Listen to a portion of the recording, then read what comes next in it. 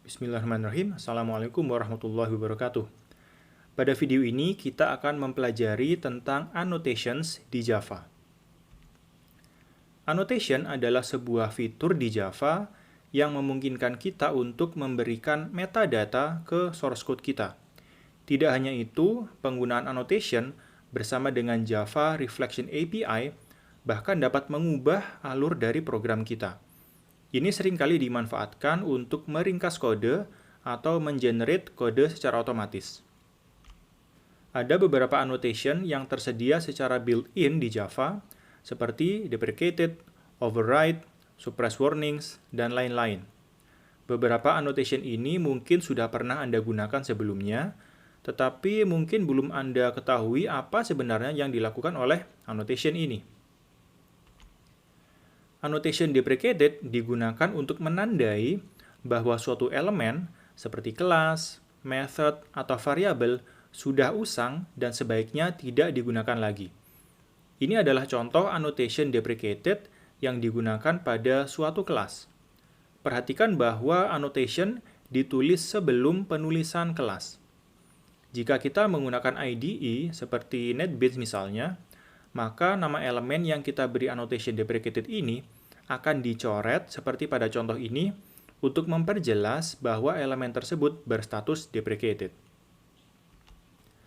Annotation override digunakan pada method yang mengoverride method yang ada pada superclass-nya. Keuntungan dari penggunaan annotation ini adalah jika kita melakukan kesalahan dalam menuliskan method overriding, maka compiler akan dapat memberikan pesan error sehingga kita dapat memperbaiki method overriding yang kita buat. Misalnya pada kode ini kita melakukan method overriding pada method info, tetapi kita menuliskan info menggunakan huruf kapital. Maka kesalahan ini akan dapat dideteksi lebih awal, yaitu saat kompilasi yang bisa dideteksi oleh compiler. Selain annotation yang built-in di Java, kita juga dapat membuat annotation yang customized buatan kita sendiri. Untuk membuat annotation kita sendiri, kita harus membuat suatu interface khusus yang penulisannya diawali dengan tanda @ seperti ini, menjadi @interface. Misalnya kita membuat suatu annotation dengan nama myAnnotation. Annotation ini belum melakukan apa-apa karena memang belum berisi apapun.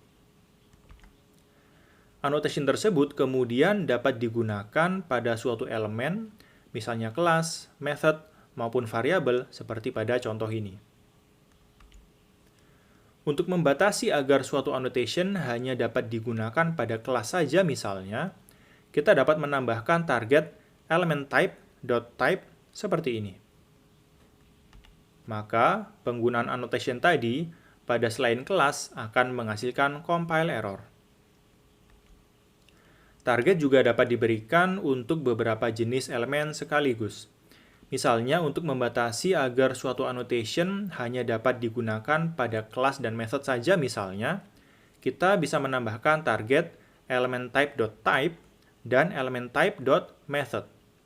Perhatikan tanda kurung kurawal untuk menulis beberapa target seperti ini.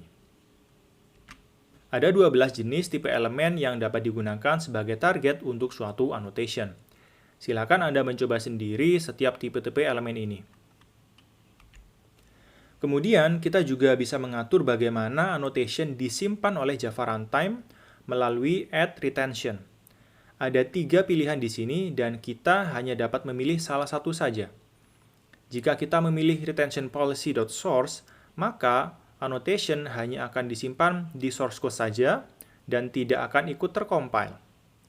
Retention policy.class akan menyimpan annotation hingga kelas dikompile, tetapi tidak sampai ke tahap runtime. Retention policy.runtime akan menyimpan annotation hingga dapat diakses pada saat runtime. Suatu annotation dapat memiliki atribut. Caranya adalah dengan membuat abstract method di dalam annotation interface kita. Di sini kita membuat 2 abstract method, yaitu ID yang bertipe integer dan name yang bertipe string. Walaupun kita tulis menjadi suatu abstract method, ini nanti tidak akan kita buat concrete methodnya seperti yang biasa kita lakukan pada saat suatu subclass mengextend suatu kelas yang lain. Abstract method di sini nanti akan kita gunakan untuk memberikan nilai ke annotation kita. Nilai dari atribut yang kita buat dalam bentuk abstract method tadi, kemudian dapat kita berikan saat annotation tersebut digunakan. Perhatikan cara memberikan nilai ke atribut ID yang bertipe integer dan name yang bertipe string sesuai dengan nama dan tipe data dari abstract method yang kita buat tadi. Suatu atribut dapat kita beri nilai default setelah nama abstract methodnya seperti ini. Di sini ID kita beri nilai default 0 dan name kita beri nilai default string kosong. Sehingga annotation tersebut dapat kita gunakan tanpa harus memberikan nilai atribut sehingga nilai default yang tadilah yang akan digunakan. Annotation yang sudah kita letakkan ke suatu elemen kemudian dapat kita baca atau kita proses. Ini adalah contoh kode untuk membaca annotation yang tadi kita letakkan ke kelas myClass. Java menyediakan method getAnnotation untuk membaca annotation tersebut. Output dari kode ini adalah 100 dan myname, sesuai dengan nilai atribut yang kita berikan pada kode yang sebelumnya. Berikutnya kita akan mencoba untuk menerapkan annotation pada suatu contoh kasus sederhana. Di sini akan ditunjukkan satu contoh sederhana penggunaan annotation buatan kita sendiri. Di sini saya membuat suatu kelas baru, yaitu adalah person, yang merepresentasikan seseorang. Di sini kita membuat dua field atau variabel. Yang pertama adalah private integer age. Ini nanti digunakan untuk menyimpan informasi usia. Yang kedua adalah private string name, untuk menyimpan nama orang itu. Keduanya private, maka kita beri method setter untuk keduanya, seperti ini. Kemudian, untuk variabel age, kita ingin membuat variabel ini hanya bisa bernilai positif saja, tidak boleh bernilai negatif. Maka kita bisa membuat suatu annotation baru. Kita beri nama positif. Kita beri awalan add untuk membuat sebuah annotation. Kemudian kita ingin meletakkan annotation ini ke suatu variabel, maka kita beri target, yaitu target field. Kemudian kita beri juga retention runtime, seperti ini. Isinya kita kosongi saja. Maka kemudian annotation ini bisa digunakan pada variabel age tadi dengan cara seperti ini. Oke. Yang kedua, untuk variabel name, kita tidak ingin variabel name ini memiliki nilai 0. Maka kita juga bisa membuat annotation baru, yaitu adalah not null. Oke. Kita beri add untuk membuat sebuah annotation. Kemudian kita beri target. Ini juga sama, kita beri target. Kita beri target field juga, dan juga retention runtime juga. Isinya sama juga kosong. Kemudian ini bisa kita gunakan di variabel name, yaitu not null, seperti ini. Nah, kemudian kita bisa membuat kelas main-nya.